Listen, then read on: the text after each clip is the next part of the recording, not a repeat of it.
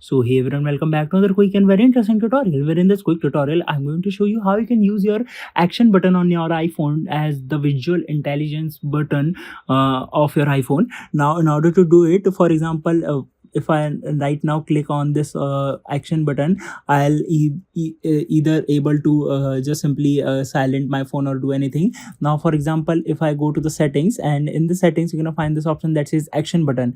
Once you click over there, currently it's set to no action. If I want to change it, from by default it is set to the silent mode. Here you can see how it works.